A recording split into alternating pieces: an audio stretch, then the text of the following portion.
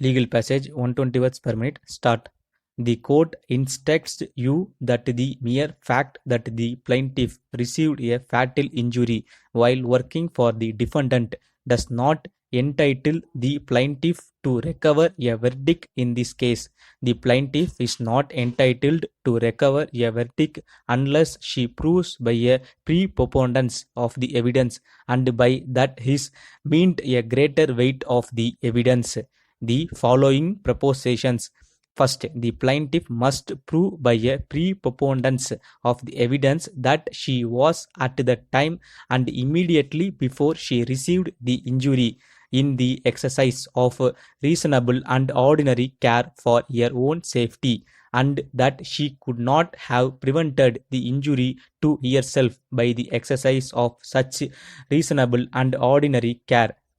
If she could have prevented said injury, then she was bound to do so. And if you find from the evidence that the failed to do so, that such failure contributed in any way to the happenings of the injury, the plaintiff is not entitled to recover in this insult.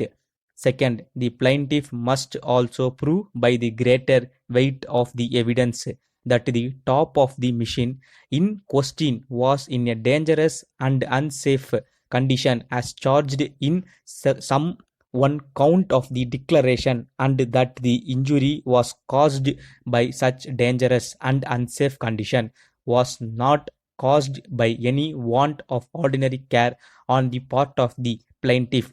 Third, the plaintiff must also prove by the greater weight of the evidence that Jones did not himself know of such unsafe and dangerous condition, and that he could not have known of it by the exercise of reasonable care. If you find from the evidence in this case that the plaintiff has failed to prove by the greater weight of the evidence all or any of the foregoing propositions contained in this instruction which you have been instructed, she is required to prove by the preponderance of the evidence. Then you are instructed that she is not entitled to recover in this suit, and your verdict must be for the defendant. You are instructed that there is no duty upon an employer to warn and instruct an employee as to dangers which are open abuse and plaint to person of ordinary intelligence, and one who attempts to do work which expose to him abuse and now dangerous assume the risk of such dangerous.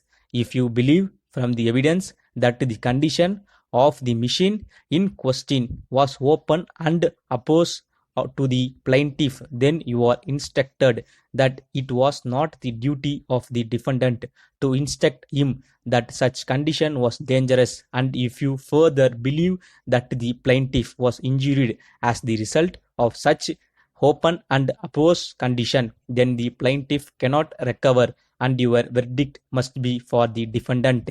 You are instructed that the plaintiff has alleged in this case that Jones sustained fatal injuries by reason of the fact that the defendant negligently allowed a certain machine to remain open and uncovered and allowed the planks and surroundings to be greasy, slippery, and not sufficient lighted.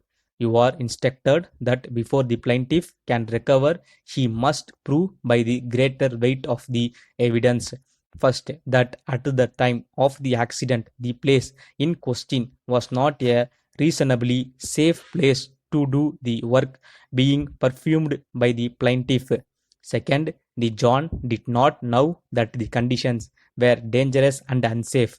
Third, the Johns did not have equal means with the defendant to know of the facts concerning the condition of the top of the machine and the light surrounding it, and of the dangers arising from such conditions.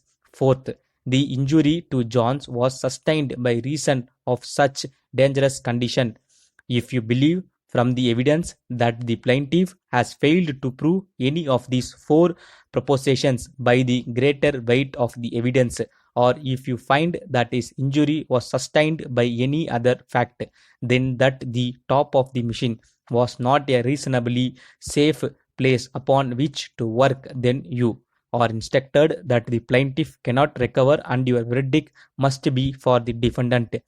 You are instructed that the mere fact that Jones was employed by the defendant company, that he was injured while in its employment, does not in law raise any pre-assumption in favor of the plaintiff's right to recover in this case.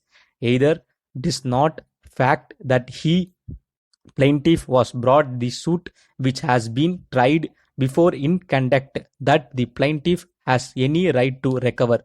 Stop.